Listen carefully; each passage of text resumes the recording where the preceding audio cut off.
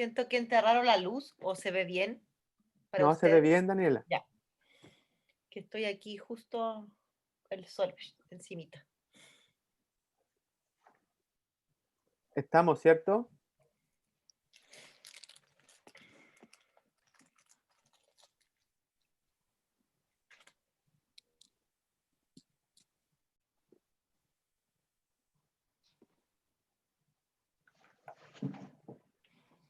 No te escuchamos, Gudrun.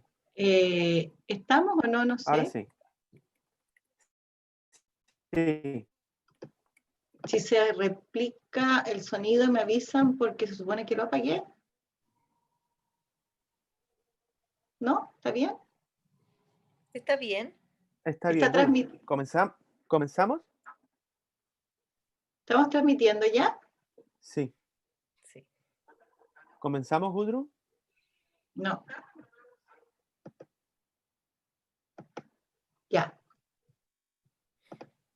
¿Ahora sí? Sí, ¿Gudrun? ahora sí. ¿Sí? ¿Me ¿Te parece? escuchó? ¿Sí? ¿Te parece que Ah, ya. comencemos? Sí, comencemos nomás. Estamos ya listos. Vale. Muy buenas tardes a todas y todos los presentes, estimada Daniela y estimados y estimadas asistentes a este segundo ciclo. Es importante decir que esta es la segunda conversación del ciclo conversatorios que hemos llamado Hacer Educación a Contrapelo. Sean todos y todas bienvenidos y bienvenidas a esta actividad y queremos contextualizar, antes de comenzar a conversar con nuestra invitada, queremos volver a contextualizar qué es esto de hacer educación a contrapelo. Es un ciclo de conversatorios que está organizado por la Escuela de Educación Parvularia de la Universidad de Valparaíso, pero con el apoyo de la Corporación Municipal de Valparaíso, la Cátedra UNESCO Niñez y Juventud, Educación y Sociedad de nuestra misma universidad y el programa de investigación SEDMA DEYE.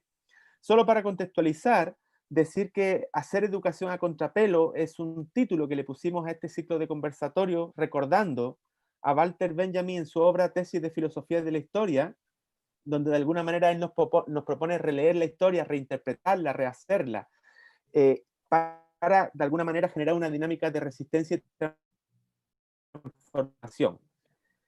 Siempre quisimos, y en eso estamos en estos momentos, tener conversaciones con invitadas que hagan educación a contrapelo, que sean capaces de hacer una educación que permita al menos soñar o disoñar una educación diferente, sobre todo y más aún en estos tiempos tan complejos que estamos viviendo. Para la jornada de hoy tenemos la ocasión de compartir, siempre digo compartir saberes, pero también compartir ignorancias, ¿por qué no? Con una educadora de párvulo, porque la primera conversación estuvimos con un profesor de media, en la tercera conversación vamos a estar con un profesor de básica, pero nuestro interés radica principalmente en conversar con las educadoras de párvulos, que es a lo que se dedica la Escuela de Educación Parvularia y es el contexto con el que tenemos mayor cercanía y para el cual trabajamos desde la escuela. La educadora de párvulo que tenemos hoy día es una titulada de nuestra propia casa de estudio. Ella se llama Daniela González y no tenemos duda, porque así muchas voces nos lo han dicho, que es una educadora contrapelo. Ella es creadora y trabaja en el Centro Cultural y Escuela Libre Tarpuy.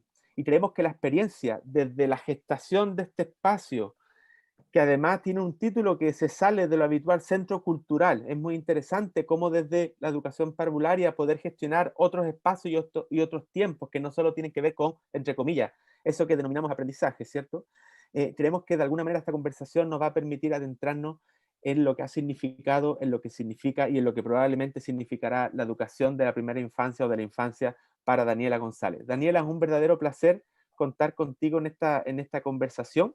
Y antes de comenzar, recordarle a los asistentes que estamos transmitiendo a través del canal de YouTube de Educación Parvularia V, y que ese es el espacio para que todas y todas los que quieran y deseen puedan hacer preguntas a través del chat para que nosotros podamos retomar esas preguntas y seguir conversando con Daniela. En pantalla ustedes pueden ver a Daniela, ¿cierto? Pero también está Gudrun Marlos, académica, profesora y educadora de la Escuela de Educación Parvularia de la UB, coordinadora de vinculación con el medio de nuestra escuela, y también a Yaritza González, que es estudiante de tercer año de la Escuela de Educación Parvularia, y la idea es que entre los cuatro podamos generar esta conversación que vamos a conversar en estos momentos. Dicho eso, Daniela, darte la bienvenida nuevamente y comenzar de una manera general, pero que para nosotros es muy importante, por esos aspectos biográficos que de alguna manera a ti te han permitido constituirte en lo que hoy eres, ¿no? Profesionalmente, me refiero. Una educadora de párvulo. Entonces, en ese sentido, bueno, la primera pregunta general para poder empezar a conversar es ¿cómo llegas tú, Daniela, a ser educadora? Primero que todo, muchas gracias por la invitación y por esa presentación tan bonita. Y agradecida aquí del espacio de la Casa de Estudios. Bueno, biográficamente, como tú mencionas, yo primero estudio psicología, salgo joven del colegio, a los 17, estudio psicología, y luego de eso recibo en mi vida a mi primera hija, fui mamá joven, y ahí entonces la vida toma un vuelco y invita ahí a repensar lo que uno quiere, me tomo por supuesto la pausa necesaria para sus primeros años, y luego al conocerla, conocer esta nueva experiencia, es que me encuentro con la educación parvularia. Y me maravilla mucho el cómo aprenden los niños, más allá como de si tengo o no como una especial relación con la infancia en sí, sino que me maravilla cómo va creciendo, cómo va aprendiendo, y eso me impacta, y entonces que decido volver a estudiar después de esa pausa, pero no volver a lo que estaba estudiando, entonces cierro este otros estudios, y entonces es que me dedico a la educación parvularia ya como formalmente. Y de ahí siempre fue la UB la opción, porque era una escuela nueva, porque tenía una mirada bajo estos aspectos que a mí me llamaban la atención, que tienen que ver con las neurociencias, y aparte que tenía una vinculación especial afectiva y familiar con la Universidad de Valparaíso. Así que es de ahí, ahí es donde llego, a la educación parvularia. Sí. Oye, Daniela, retomando a partir más allá de las preguntas que uno pueda tener preparada o no, pero me interesa mucho este tránsito entre la psicología y la educación parvularia para conversar un poco sobre los estereotipos que nos acompañan a los que nos dedicamos de alguna manera a esto de la educación parvularia, ¿no? Porque hay estereotipos, hay mitos en relación, y hay desvalorización social, ¿no? Entonces pareciera ser que los que no pueden estudiar ciertas carreras terminan en otras que socialmente pudieran tener mayor prestigio. Los que estamos dentro sabemos que eso no es así, pero me gustaría que tú profundizaras en ese tránsito, ¿no? ¿Por qué abandonas la psicología y te adentras en algo que a mí me encanta como lo plantean, ¿no? El sorprenderse con el cómo aprenden los niños, ¿no? ¿Por qué ese tránsito? Sí.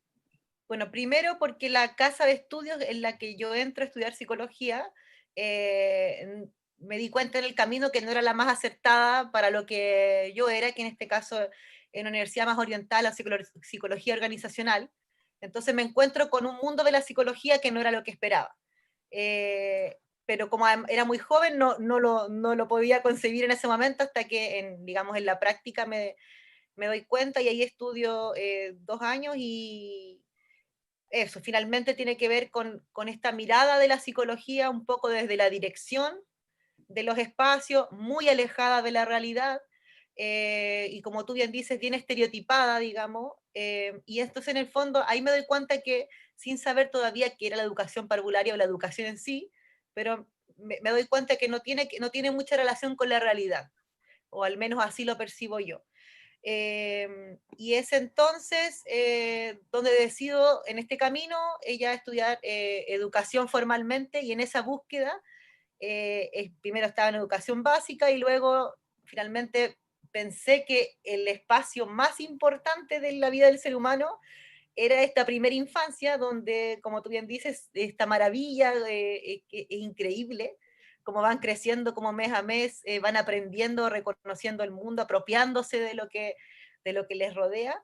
Eh, entonces, esta diferencia de lo concreto, de estar en sí, acompañar a esa vida que va creciendo, a ese cerebro que se va desarrollando, esa vida que se va integrando con este mundo, versus esta otra parte más como disociada desde afuera, ¿cierto? Que no deja de ser importante, pero no está en la práctica, o al menos como yo viví la psicología en ese entonces, en esa casa de estudios, estaba muy desconectada. Y ahí un poco me disocio, entonces opto por este camino del cual no me arrepiento, para nada. No era lo que esperabas cuando entraste a estudiar entonces, sí. Claro, en ese entonces siempre me maravilló esto de la comunicación, la conexión con los seres humanos, en cómo nos vinculamos, siempre fue esa mi necesidad. Claro, y no te llamaba la atención educación parvularia, ¿o sí? ¿Tú No, porque alguna vez en tu... no había tenido real vínculo con la infancia o con la primera infancia. Entonces, al no tener esa conexión, era un mundo desconocido. Y cuando ya tengo a mi hija, tengo, digamos, la práctica ahí, la vivencia ahí, y ahí entonces me conecto con este otro lado que no conocía. Daniela, antes de entrar en lo que estás ahora, preguntarte por eso, tú eres mamá joven, ¿cierto? ¿Fuiste mamá joven? Vamos, eres joven todavía. Eh, pero me Fuiste. imagino, me imagino que esto tiene una relevancia más allá de lo que significa ser mamá o papá, ¿cierto? No, no me refiero a eso, sino en términos profesionales, ¿no? ¿Cómo te impacta el estar todo el día con una persona que está ahí, que de alguna manera depende de ti en tu ámbito profesional? Em, yo diría, bueno, en realidad, en todos los ámbitos de mi vida, al ser madre hay un cambio y al ser madre joven hay otro cambio. O sea, el camino se pone mucho más difícil, digamos. Hay más obstáculos que vencer en el camino versus el resto de las o los compañeros que están, digamos, viviendo su adolescencia o su adultez, digamos, más holgado. Entonces, finalmente igual condiciona mi existencia, ¿cierto? En el buen sentido, o sea, mirando en un momento fue muy agotador, ¿cierto? Pero mirándolo para atrás, en el buen sentido, porque me obliga a conectarme mucho en ese entonces con lo que estoy haciendo, es decir, como a tomarle mucha seriedad a lo que estoy haciendo, viviendo, aprendiendo. En el fondo me obliga a pararme en ese momento de mi vida y decir, bueno, no estoy jugando a estudiar, estoy estudiando porque es lo que quiero, lo decido, el tiempo no es tan relativo, digamos, como el resto de mis compañeras o mis compañeros. Entonces me obliga a estar en esta posición así más seria, digamos, de las cosas, tomarme las cosas con mayor seriedad, con mayor compromiso y también con una proyección, ¿cierto? Como que me obliga a estar muy en el presente y en el futuro. Y también define porque mientras voy aprendiendo, voy practicando y voy acompañando este otro crecimiento, lo cual también va enriqueciendo lo que estoy aprendiendo. Entonces, se produce durante el proceso de aprendizaje de la carrera, digamos, mucha retroalimentación en mi vida personal y en mi vida profesional. Y también siento que, digamos, a lo largo de las prácticas, me ayudó a conectarme con estos otros niños que voy conociendo en el camino, como hacer a lo mejor lecturas más certeras de ciertas vivencias, o acompañar de mejor manera ciertas experiencias porque tenía un conocimiento previo sobre una misma experiencia o sobre otras nuevas. También ayudar a conectarme con esta visión del niño, o sea, saber cómo ve mi hija las cosas y cómo las siente me ayudaba a conectarme con esos sentimientos, emociones y visiones de otros niños que iba conociendo en el camino a lo largo de las prácticas. Perfecto. Muchas gracias, Daniela. Muy, muy interesante, sobre todo porque reconocemos que, no diría que muchas, pero sí, el ser mamá joven dentro de nuestra carrera no es algo nuevo. Tenemos muchas jóvenes que han sido mamás y de alguna manera eh, sabemos lo que eso significa, pero nos resulta muy interesante escuchar los testimonios de los que han pasado por esa maravillosa experiencia, ¿no? Porque más allá de los problemas que uno pueda tener por ser Sí. joven, uno sabe que eso es una tremenda experiencia en términos personales y en todos los términos de la vida, ¿no? Oye, Daniela, ¿en qué estás ahora? ¿En qué estás trabajando? ¿A qué te dedicas? Cuéntanos. Ahora, en lo particular, este 2020, estoy trabajando en el primer año del proyecto Tarpuy, ya que se gesta el año pasado como idea de proyecto a principio de año y luego ya como una concreción en una idea de escuela, que se promociona, que tiene todo su proceso como de inicio, digamos, se hizo una celebración del proyecto, se dio a compartir en varias oportunidades, y luego ya comienza a gestarse, a tomar forma, y empezamos este año 2020, como todas las escuelas, en marzo, sin saber nada, así a presagiar que todo lo que vendría. Y entonces, en eso estoy. Desde hace 2 años atrás, se me ocurre la idea de que quería explorar el trabajo con niñas más grandes. ¿Ya? Y entonces ahí empiezo un camino como de autoformación, porque no, digo autoformación porque no he tomado ni un curso formal, digamos, del trabajo con niñas más grandes, y empiezo este camino y decido que quiero aprender y que quiero hacer, porque además como que eso es algo que me acompaña siempre, como que pienso y ay, necesito ejecutarlo.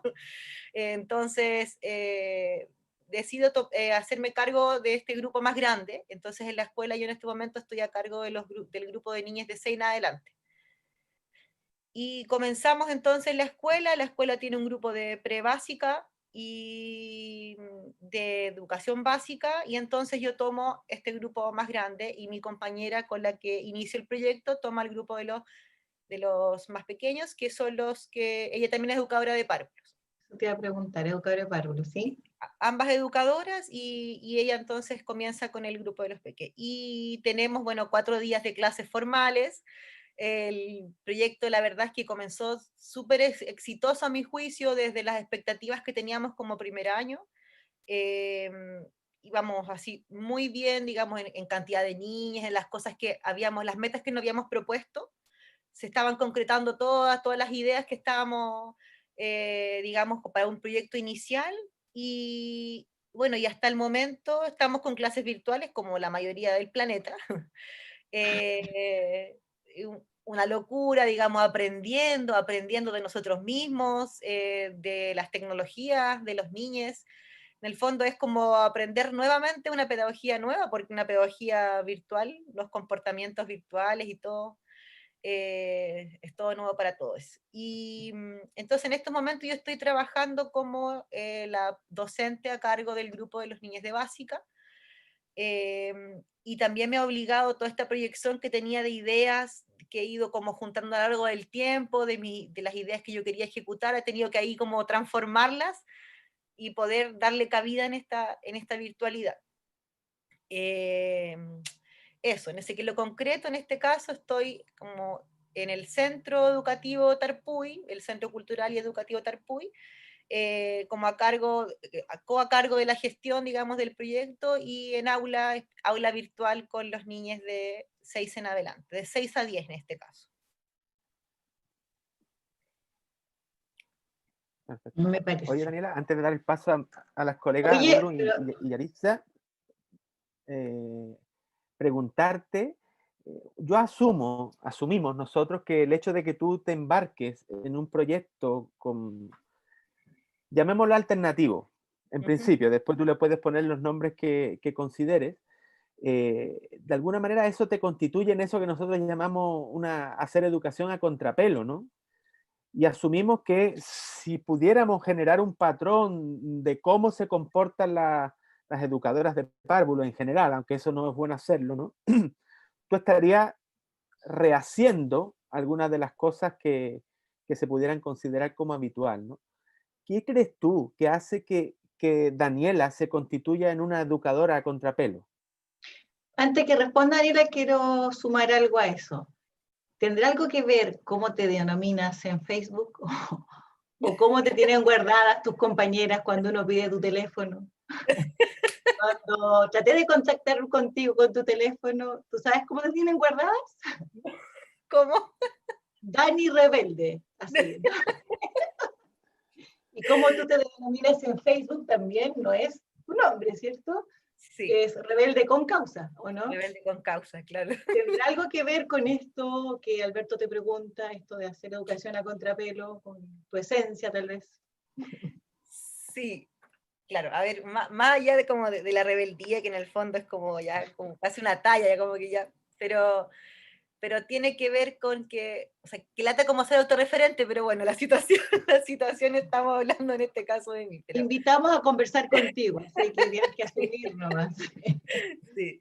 Em, siempre me pasó que me costaba encontrarme en espacios donde la libertad no tuviese cabida, como en general, en la vida. En el ámbito escolar siempre me pasó, y luego entonces en la universidad también, sobre todo, digamos, en la primera escuela de psicología, donde era aún más acotado, digamos, el pensamiento, más allá de, no tanto me refiero como a la teoría, sino como que en todo tipo, donde el individuo no tuviera espacio, ¿ya? Eso como en lo personal siento que define esa rebelde, o sea, esa necesidad de ser un yo individua tal como soy, tal como me he visto, o tal como quiero hablar con el debido respeto. Eso no quiere decir en el fondo pasar a llevar al resto, sino como esa necesidad de que me respeten a mí como ser humano dentro de toda mi conformación.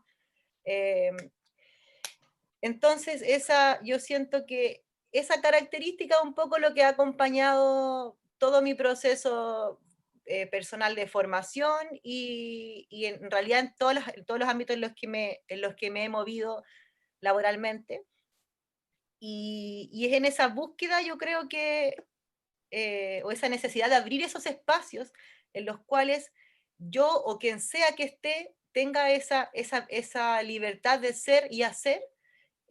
Yo creo que define esa educación como a contrapelo, porque finalmente la educación la hacemos los seres humanos, y si en un espacio no se permite esa libertad, ¿ya? De ser, de poder llevar a cabo lo que estás aprendiendo, de poder equivocarte, de poder co-construir, de poder revelarte, de poder cuestionarte. Entonces, ¿para qué estamos educando, digamos? ¿Para qué estamos aquí si no es para revelarnos y cuestionarnos lo que está dado y poder construir desde ahí? Entonces, siempre he pensado que espacios educativos debiesen haber miles, porque las personas somos tan diversas que los espacios no pueden ser sesgados, tienen que haber mucho espacio. Por eso me encanta la idea de que hayan tantas escuelas libres ahora y que se masifiquen, porque cada familia y cada niña pueda encontrar su lugar, porque no somos todos iguales, y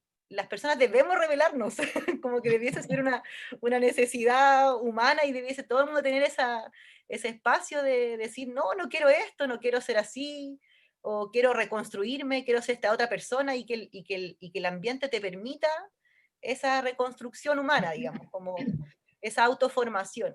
Entonces yo diría que la educación a contrapelo, lo de la rebelde va por ahí, lo de la educación a contrapelo también, digamos, como en poder gestar espacios en las que todos podamos ser rebeldes y construir bajo esas libertades personales. Eso.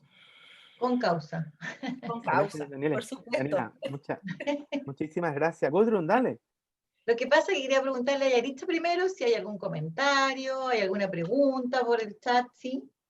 Y se pregunta que ya Daniela nos comentó lo que conectó con educación parvularia, pero ahora también le gustaría que les comentaras sobre una situación significativa sobre tu formación inicial y vivida como educadora. Ya. Digamos en la carrera, digamos, a lo largo de la carrera. Claro. Sí, recuerdo varias situaciones, ¿verdad? Pero voy a mencionar una que la recuerdo muy vivida, porque la comento en otras oportunidades, la he tenido que comentar, digamos. Recuerdo en una práctica, más o menos como en segundo año, donde una directora le llamaba la atención a una educadora en la cual yo estaba haciendo práctica con ella, era mi guía de práctica en este caso. Entonces la directora le decía que no podía, o sea, que el proyecto era ese y que ella no podía hacer algo distinto, ¿ya? No recuerdo bien la conversa, pero en el fondo era eso. Recuerdo la situación, pero no exactamente lo que ella le decía. Y la educadora, súper humillada, además, porque estaba yo, y ella como que no quedó mal, digamos, terminó la jornada, entonces yo me voy a la casa y digo, pues, entonces, ¿para qué uno estudia, se forma, si lo único que tienes que hacer es ejecutar un proyecto que escribió otro que no te representa o que no te pertenece, y donde tú esa libertad, o donde ese, todo lo que tu potencial humano como educador no lo puedes llevar a cabo? Entonces, recuerdo esa situación muy marcada que ahí dije, no, es como que esto no, no puede ser así. Y también recuerdo mi primera entrevista laboral, después de titularme, eh, en un jardín en Viña, donde la directora, después de luego una entrevista, me dice, súper bien, estás muy calificada para el trabajo, pero no te puedo contratar porque la verdad es que yo necesito que alguien haga lo que yo digo, y no hay espacio para ser quien tú eres, me dice. O sea, aquí las educadoras deben cumplir al pie y la letra el proyecto. En esos dos momentos así son muy reveladores de esta idea, y además que se contrapone absolutamente con lo que yo pensaba o con lo que yo sentía. Tú llegaste a agradecer que no te contratara finalmente. Entonces ahí yo recuerdo que le dije, yo no quiero que me contrate después de esto, como que no sé qué hago aquí. Claro, me voy. Como un nombre de Facebook de rebeldía. Claro. Sí, y esas dos situaciones que en el fondo se repiten a lo largo del tiempo, a lo largo de las prácticas, por ejemplo, donde finalmente siempre te terminan coartando, no te dejan equivocarte, o aprender de otros, donde hay mucha competencia, por ejemplo, que se ve mucho en la educación parvularia, en el ámbito laboral muchísimo, la competencia, como este miedo a construir en conjunto, miedo a que el otro tenga mejores ideas que tú, cuando eso es súper positivo. O sea, en el fondo, qué rico poder admirar a otro y nutrirse de otro, porque eso no te hace menos válido. Y Al beneficia a los contrario, niños, además. claro, porque justamente para allá iba, claro, porque además se pierde el foco, en el fondo finalmente terminamos siempre dialogando desde lo que nos pasa como adultos, y nadie ve que en el fondo un ambiente colaborativo enriquece a los verdaderos protagonistas, que son los niños, los niñes. Muy bien. Daniela, y bueno, y en esta realidad ya contaste un poco cómo habías tomado virtualmente tu proyecto, ¿cierto? Pero, ¿cómo has vivido en términos personales también este confinamiento? ¿Qué pasó al principio? O sea, ¿cómo fue? ¿Cómo transitaste en algún minuto? Pues siempre igual, porque ahora te ves como organizada, te ves empoderada, ya lo retomamos. ¿Siempre fue así o al principio cuando partió esto? ¿Qué te No, pasó? vi la oscuridad, vi el lado oscuro personal y el lado oscuro de todo. Yo creo que estar, trabajar y habitar, vivir, hacer todo en el mismo espacio, es poco sano para quien sea, a menos que tú voluntariamente lo decidas. O sea, como para quien de antemano ya había decidido habitar en su casa y hacerlo todo. Para quienes no, y disfrutamos la vida, el aire, el otro, el movimiento, el tránsito, es súper duro. Como en lo personal, es durísimo enfrentarse a esto. Y sobre todo por la vida familiar. Yo tengo dos hijas, una adolescente y una pequeña.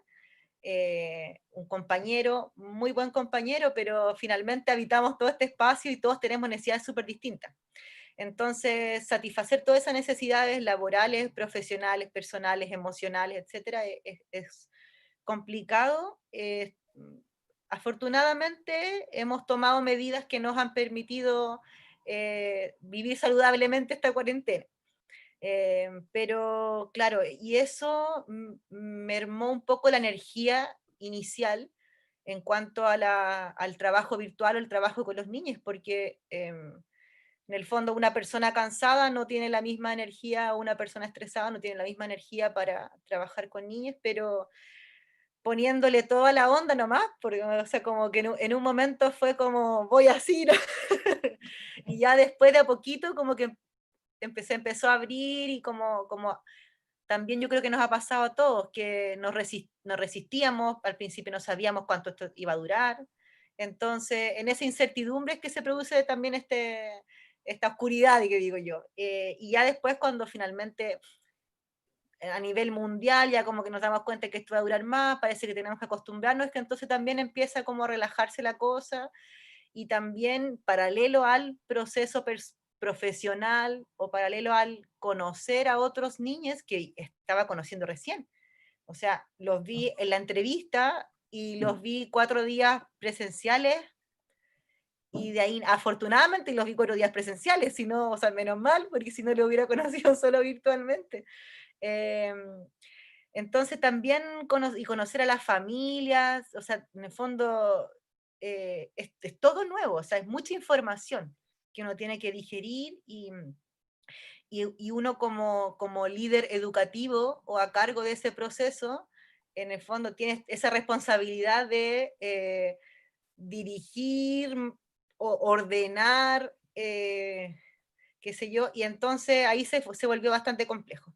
Afortunadamente, el universo de niñas que tengo es pequeño, ¿ya? Siempre fue la idea de la escuela, no más de 10 niñas en ese grupo, empezamos con 8, ahora somos 6, o sea, son 6 niñas, entonces afortunadamente el universo favorece el trabajo, ¿ya? Son familias súper lindas, comprometidas, eh, igual es divertido que uno en el fondo está súper metido en su casa, o sea, las veces que nos conectamos virtualmente, yo estoy en mi pieza, y yo estoy...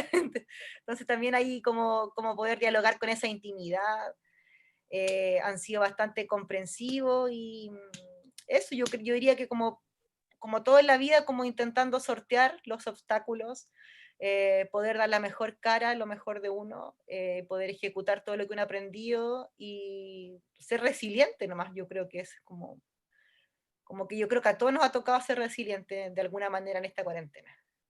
Y todos de alguna manera hemos visto negro, lo oscuro alguna vez. Sí, Sí, sí, sí. nos ha pasado a todos. No sé si hay algunos comentarios, Yaritza, ¿sí? Y si bien se destaca de lo que habla Daniela, que al final como educadores y futuros educadores todos tenemos que ser agentes de cambio para lo que propone como la sociedad finalmente, hay una pregunta en particular que dice, Dani, ¿qué le dirías a las educadoras y futuras educadoras para hacer una educación en forma feliz? Como un consejo hacia ellas y ellos. Qué buena pregunta. Yo diría que un poco lo que me ha pasado a mí o lo que a mí me ha hecho feliz, desde mi experiencia, es que busquen su propia identidad. Diría que eso es fundamental como seres humanos, que busquen ese equilibrio como seres humanos y esa identidad de quién soy yo ahora, o sea, como que eso es muy importante en la educación, cuando yo me paro en un aula o yo intento estar para un otro, debo estar primero para mí misma y para eso debo estar muy entera conmigo misma y muy segura de quién soy y de lo que quiero. Yo diría que eso es como el consejo más importante, o para mí lo que me ha servido en la vida, estar muy segura, obviamente esa seguridad incorpora dudas, ¿cierto? O sea, esas son las dudas las que me hacen encontrarme. Pero esta identidad propia es muy importante y esta definir en el fondo qué es lo que yo quiero para con otros, qué es lo que yo quiero, qué es lo que yo sueño de esta educación, qué es lo que yo quiero de un espacio educativo. Yo diría que ese es mi consejo, ese equilibrio personal, eh, ser saludable mental y espiritualmente, y encontrar esta identidad y este camino, en el fondo definirse, pues si no lo que pasa es que uno deambula de un lado y otro súper infeliz, eh, sin saber, y en el fondo empiezas como a criticar el espacio cuando finalmente eres tú la que puede generar espacios bonitos y felices en cualquier parte, pero siempre y cuando tú te sientas con esa energía y con esa capacidad. Si tú no te sientes capaz de eso, entonces ni un espacio finalmente va a ser para ti. Y eso se traspasa a los niños, ¿o no?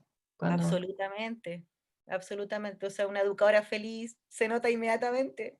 O alguien que disfruta lo que hace también, como eso no implica que no te vayas a equivocar, o sea, o que no estés aprendiendo.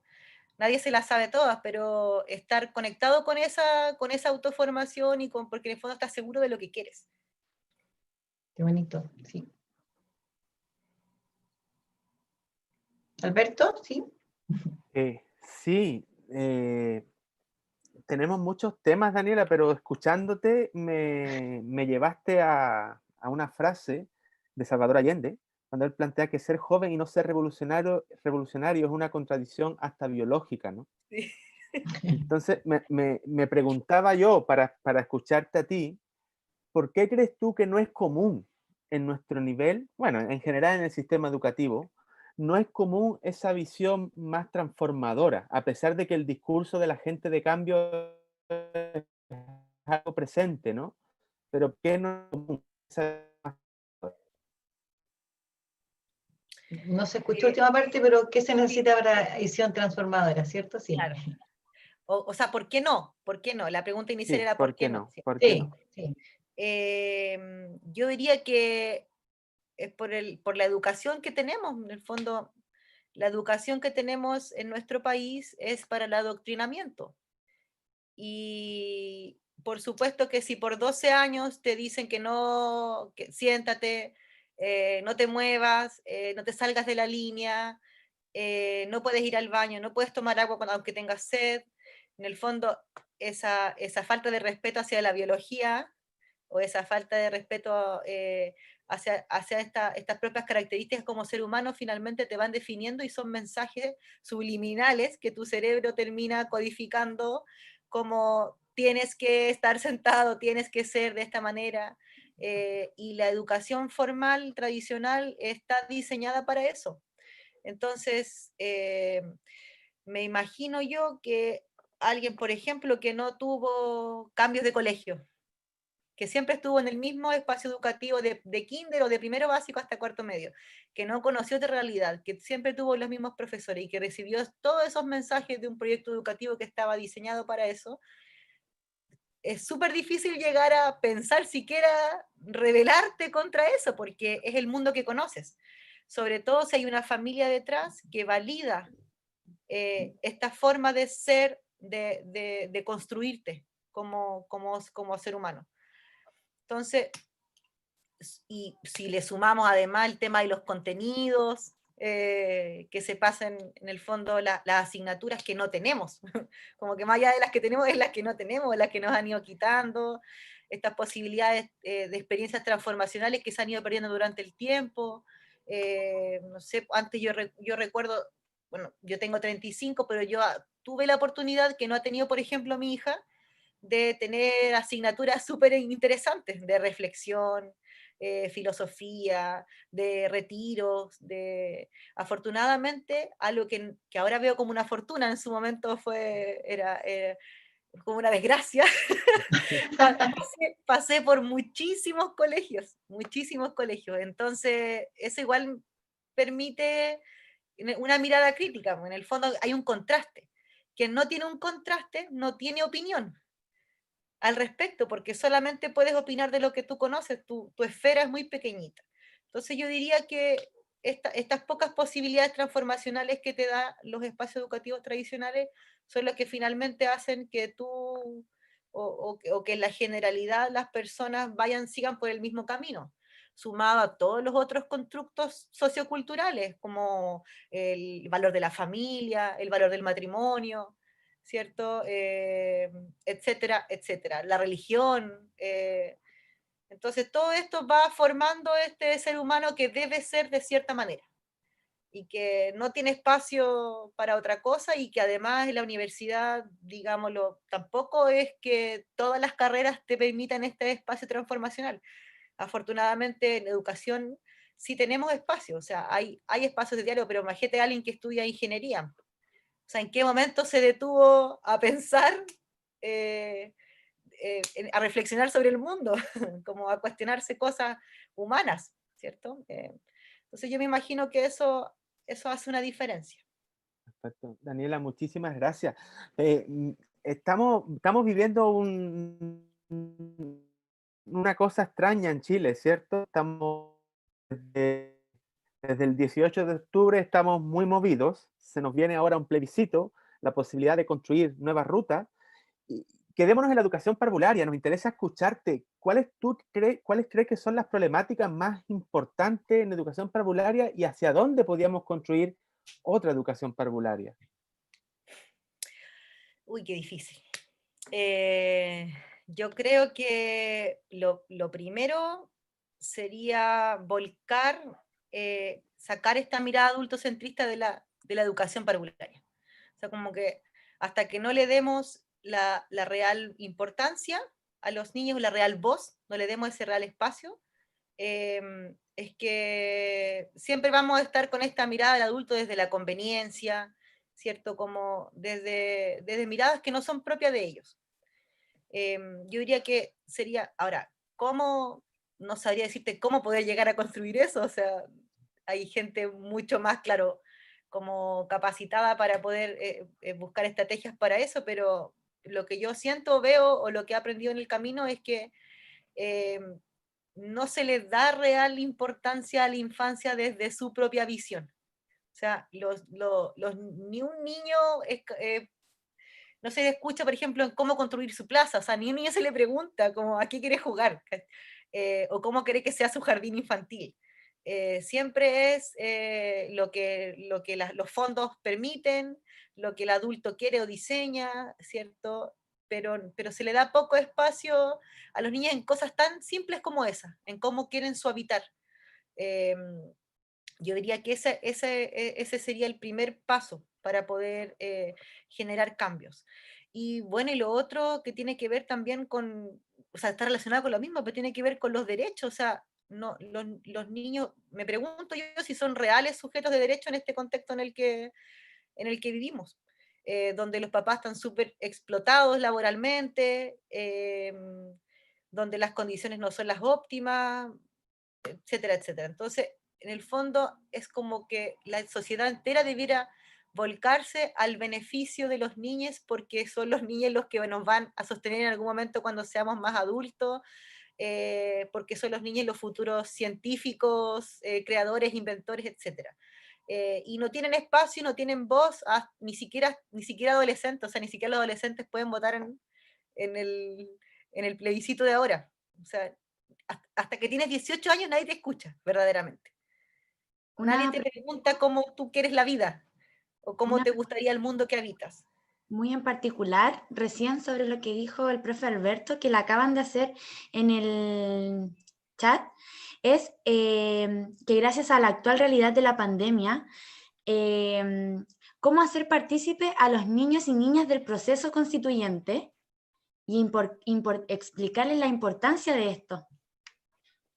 Sí, justamente ahora en colaboración con otra escuela estamos pensando ahí en armar un taller, o sea, vamos a armar un taller para los niños de ambas escuelas, la escuela Tarpuy, otra escuela amiga, para trabajar este tema. Yo creo que principalmente cómo poder hacerlo, volviendo un poco a la memoria histórica, creo yo, como que la memoria nos da mucho pie, o sea, desde ahí en adelante reconstruir los niños su historia familiar, por ejemplo, que le pregunten, todos tienen un libro de historia en su casa, que son sus papás, sus familias, sus abuelos, en el fondo, ahí tienes la verdadera historia de cada uno, y cómo desde ahí se construye sin necesidad de imponer una verdad. Entonces, yo diría que el primer paso para poder, o como a mí se me ocurre, digamos, poder comenzar a trabajar es a través de la memoria histórica desde su propia familia, desde su propia configuración, que los niños, por ejemplo, hablar de plebiscito implica hablar de historia, implica hablar de lo que pasó antes, ¿cierto? De por qué cuestionarnos, por qué ahora hay un plebiscito, qué estamos debatiendo, qué estamos decidiendo. Y eso nos invita a pensar hacia atrás en la historia. pero los niños de educación parvularia, o sea, los menores de 6 años, que yo me imagino que en un diálogo con niños de 4 a 6 tú podrías generar un diálogo como este, digamos, invitarles a pensar en su propia historia familiar, en sus abuelos, o sea, como generar primero esa construcción de qué es lo que es la memoria y qué es lo que es la historia. Primero generar esa configuración de idea, digamos. Y desde ahí entonces tomar, en el fondo, la historia de mi país. Primero debo pensar en mi propia historia, en mi historia familiar, y luego conectarla, digamos, con lo que está sucediendo. Ahora, los niños tienen mucha información que es el día a día, o sea, los niños vieron las noticias, escucharon, ahora les piden permiso los carabineros para moverse, o sea, hay un contexto. Pero creo que primero hay que sentar las bases de ese contexto para que ellos puedan comprender mejor la realidad que están viviendo y desde ahí entonces poder tomar la actualidad. Al menos así lo concibo y es como también queremos darle el vuelco al taller que vamos a hacer con los niños ahora, que son con los niños de básica específicamente, pero sí, pues una necesidad, o sea, no podemos hacer oídos sordos y tenemos un deber cívico y profesional de acompañar ese proceso, sin abanderarnos, pero los niños necesitan conocer y entender mejor la realidad. Y hay que partir primero por su propia realidad, por su propia existencia familiar y personal. Oye, Daniela, es que me llama la atención que dijiste una escuela amiga. O sea, hablaste antes del trabajo colaborativo y ahora dijiste una escuela amiga. ¿Cómo hacer para que todas las escuelas sean amigas? ¿O qué escuela no es amiga? ¿Cómo definirías otras escuelas? Sí, digo amiga solamente porque es la escuela en la que yo trabajaba antes, entonces hay mucha cercanía con la Ajá. escuela. Pero podríamos Pero ser todos amigos como escuela, esa es mi pregunta, así como metiendo tal vez en un poco en problemáticas. sí, o sea, yo como dije anteriormente, creo que debiesen haber muchas escuelas y ninguna debiera competir entre ellas. Cada escuela tiene su sello, cada profesional tiene su sello y cada familia debiese escoger con qué profesional se acomoda más o con qué espacio educativo. Así que de esa lógica creo que sí, que todas debiesen ser amigas. Ahora es difícil porque son muchas. Ahora, cada vez se están armando más redes. Hay una red muy bonita en la que participo, que es la red Lefebvre Lever, que es de las escuelitas libres y felices, en la cual hice, la escuela la que yo tengo no es una escuela propiamente libre y feliz, a pesar de que hice el diplomado y pertenezco a la red, ¿ya? Pero en el fondo el enfoque que yo le di a lo pedagógico va por otro lado, pero no es antagonista, al contrario, es súper complementario. Y ahí es, bueno, esa red yo la destaco porque ahí se ha hecho un muy bonito trabajo donde efectivamente todas las escuelas a lo largo de Chile que son Lefebvre Lever son todas amigas. Y es muy bonito lo que ahí se produce. Ojalá que... Ahora, ¿cómo poder amigarlos a todos? Porque el universo es muy grande. Pero yo me imagino que el primer paso para que todas las escuelas sean amigas es sacarnos la competencia de la cabeza y que también tiene que ver con sacarse el adultocentrismo. Bueno, en el fondo, la escuela yo la hago para los niños y entonces, ¿cómo yo le voy a enseñar el valor de la amistad a los niños si no puedo ser amigo o no puedo hacer amistad o colaboración con otra escuela? Yo me imagino que eso ahora es difícil. Alguien tendría que hacerlo. Yo valoro, rescato un montón lo de las escuelas Lefebvre Lever porque Qué, lo logran. Lo logran de muy buena manera. Sí. qué bueno. Daniela, mira, les cuento, nos quedan 10 minutos, ¿cierto?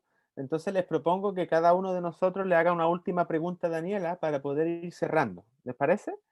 En ese sentido, Daniela, yo escuchándote, en varias ocasiones te he escuchado el concepto niñez, ¿vale? Eh, yo recuerdo, me hiciste sentir mayor, porque recuerdo cuando empezamos a usar en mi juventud el niños, niñas, que la gente se escandalizaban, y ahora ya eso es natural, ¿vale? Y ahora se escandalizan por el concepto niñez. Más allá del uso de la palabra, en lo personal a mí me apasiona escucharte porque en el fondo reflejas finalmente un compromiso político, incluso con el tema de la diversidad, ¿no? Entonces, retomar eso de la diversidad, qué papel está jugando, debiera jugar en la educación parvularia, eso tan amplio que podemos llamar diversidad. No solamente en en el ámbito del niño, digamos, ¿cierto? Te refieres en el ámbito general. Yo diría que que tiene que ver como con una concepción del ser humano.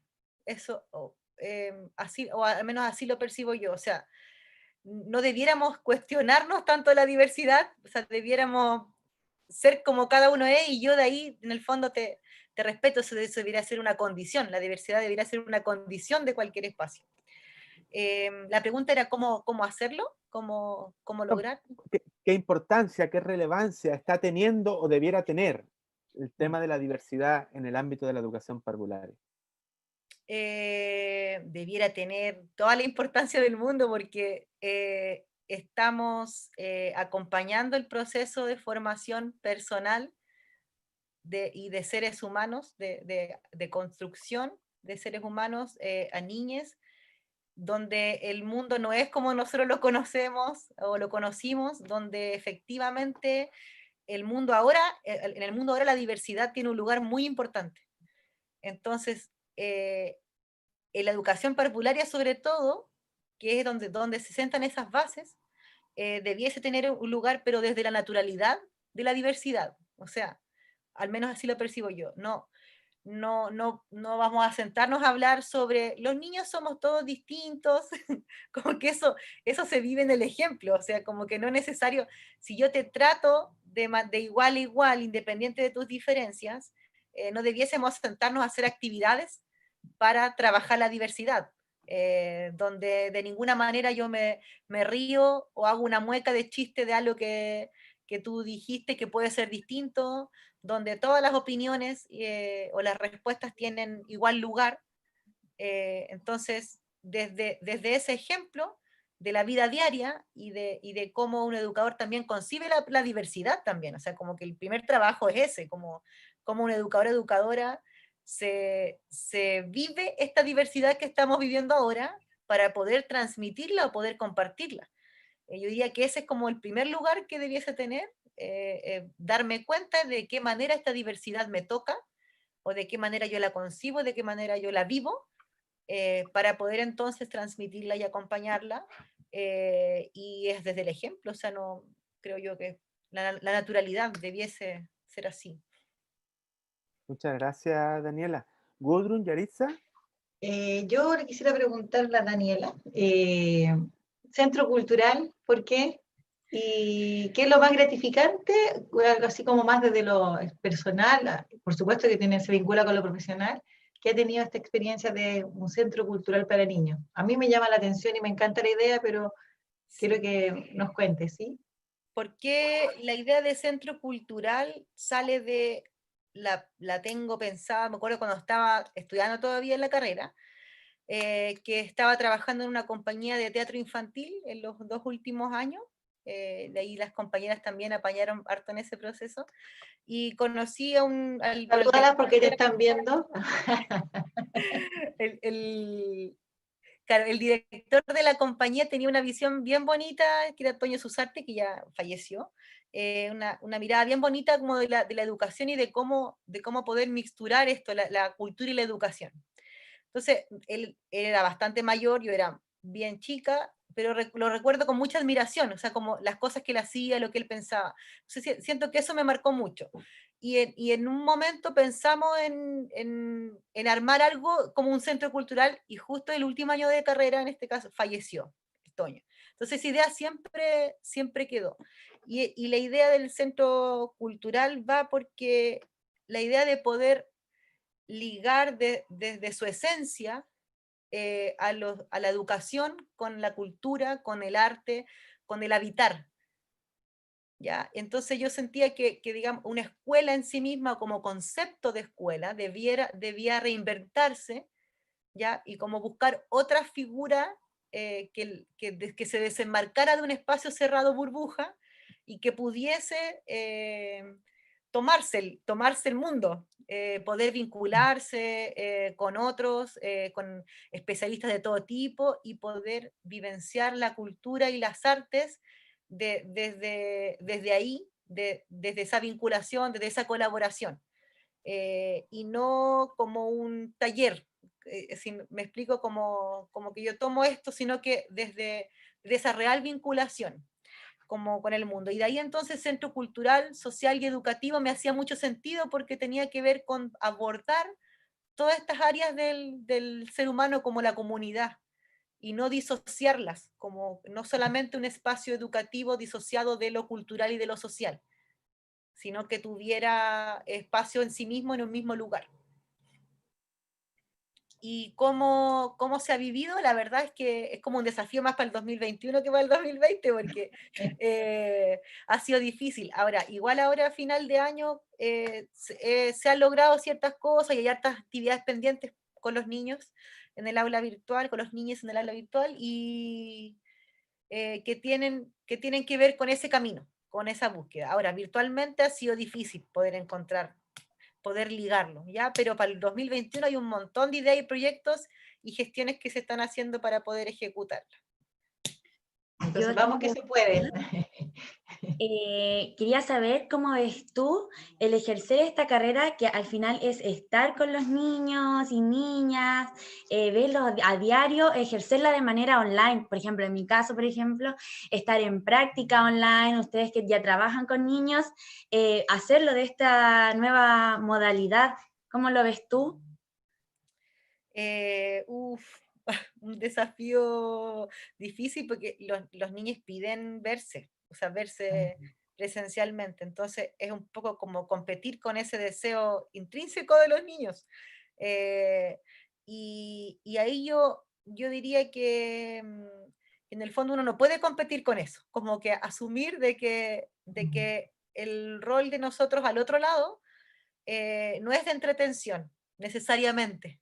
O sea, al menos así lo percibo yo, como que nuestro rol igual es educativo y no podemos pretender suplir esa necesidad de los niños de tocarse, de verse, de sentirse, de correr, de sudar, no podemos suplirla, pero sí el desafío es poder hacer las experiencias educativas lo más manipulativas posible, lo más experienciales posible, mucha vivencia donde ellos mismos puedan contrastar a través de sus sensaciones lo que tú les quieres mostrar o esa llavecita que tú les quieres mostrar del mundo, porque en el fondo el aprendizaje lo van a lograr ellos. Ellos, lo van a lograr ellos. Lo van a lograr ellos y eso, ¿cómo lo van a hacer? No a través de lo que tú les vas a decir, sino de lo que ellos van a hacer y sentir. Entonces yo diría que como una sugerencia es como conectarlos con esa vivencia desde lo que se puede a través de la pantalla, desde sus percepciones. Yo estaba mirando el chat también y muchas preguntas de tus compañeras, entre qué te depara el futuro, como yo las reconozco, ella de su nombre. Entonces, como un agrado ver que te estén escuchando tus compañeras. Sí. Sí, Qué muchas, sí, linda. muy agradecidas de la Dani, también una así como que conocen ese empoderamiento que tiene ella. Qué linda las chiquillas. Sí. Sí, la verdad es que hay harta participación en el chat del canal de YouTube. Y Daniela, bueno, por respeto a los tiempos acordados y porque la idea es eso, una hora de conversación, me voy a permitir hacerte una última pregunta, si te parece. Y nos Hemos volvemos a pasado, juntar. sí, hemos pasado por tu trayectoria, por tu historia, hemos pasado por tu rebeldía, por tus visiones sobre la educación parvularia, pero se nos quedó algo fuera y es la educación inicial. ¿Qué sugerencias nos haces tú a nosotros, a los que nos dedicamos a la educación, a la formación de educadoras de párvulo, para que podamos ampliar nuestras miradas, para que podamos enriquecer los procesos, etcétera? ¿Qué nos puedes decir de eso, Dani? Yo diría ayudar a las futuras o futuros educadoras de párvulo a ver que se pueden revelar o que pueden construir el espacio que ellos quieran o que ellos deseen. Y para eso sería genial que las escuelas de educación parvularia entregaran esas herramientas, pero reales herramientas de formación de proyectos, ¿cierto? Como permitirles a lo largo de la carrera poder concretar en un ambiente resguardado, contenido y acompañado, proyectos y vivencias nuevas, novedosas, locas, que les permitan en el fondo a las personas que están estudiando tener esas experiencias previas, porque después tú sales de un ambiente muy resguardado, digamos, como donde hiciste lo que tenías que hacer, el portafolio, la práctica, muy cercano, entonces sales al mundo laboral y nunca tuviste nunca generaste algo nuevo. O sea, como que no tuviste esa oportunidad de, se me ocurrió esta idea, la voy a ejecutar en segundo año o en tercer año. Entonces, claro, solamente la tuviste en tu práctica profesional, que no necesariamente fue una práctica transformadora. Entonces, yo diría que mi sugerencia podría ser esa, como fortalecer esta área de autogestión que puedan tener los profesionales para que luego puedan autogestionar sus prácticas. Porque tú puedes no solamente armar un proyecto educativo nuevo, sino que generar experiencias nuevas y novedosas dentro de tu aula. Y no seguir reproduciendo estos proyectos que después siempre se van a topar con una educadora como la que yo me topé en una entrevista de trabajo, siempre. Pero, ¿qué pasa si nunca tuviste en tu formación inicial una experiencia que te permitiera decir, no, no, yo puedo hacer otra cosa distinta, no tengo por qué reproducir tal cual lo que tú me estás diciendo, porque soy capaz, porque ya lo hice, porque tengo herramientas suficientes, porque ya me equivoqué, ya sé cómo volver a pararme, etc. Ese sería mi consejo. Daniela, solo decir que hay profes también que están chochando, que un agrado escucharte, inspiradora y todo así. Las profes también están enviando saludos. Gracias. Sí, Daniela, bueno, primero a nombre de la Escuela de Educación Parvularia agradecerte, ¿no? Agradecerte tu tiempo, agradecerte tu disponibilidad, agradecerte tus palabras y agradecerte tus sugerencias, porque de verdad que es importante escucharlas de la gente que está, como dicen por ahí, con los pies en el barro, ¿no? Que son los que verdaderamente están haciendo el aporte a esa educación diferente. Y a título personal decirte, ¿por qué no? Que para mí ha sido un agrado escucharte y un agrado todavía ver que esa rebeldía está presente y que es posible, porque finalmente si no soñamos con esa posibilidad, poco vamos a hacer. Así que agradecerte mucho, mucho, mucho este tiempo de conversación y estas ganas de hacer cosas por los niños y las niñas, ¿no? Por los niños, que finalmente son con los que Los convivimos. protagonistas. Los Claro. protagonistas. Así que de verdad, muchísimas gracias. Gudrun, Yarisa, si quieren decir algo para despedirse.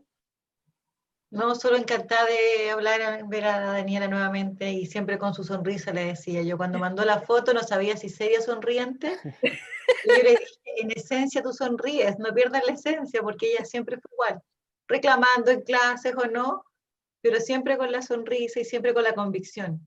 Y yo concuerdo contigo que la alegría se contagia y tenemos que contagiar esa alegría por hacer lo que estamos haciendo, esa vocación por estar con los niños, niñas y hacerlos crecer. Sí, así que muchas gracias, Daniela, por mantener la esencia.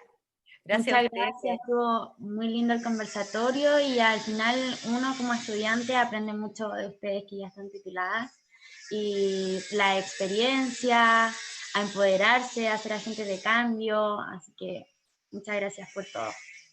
Gracias a ustedes. Lo pasé muy bien, fue muy agradable. Qué bueno, un abrazo muy Un fuerte. abrazo. Gracias. Chao, que estén bien. Igual. Chao. Chao, Chao. chao. Chao, chao.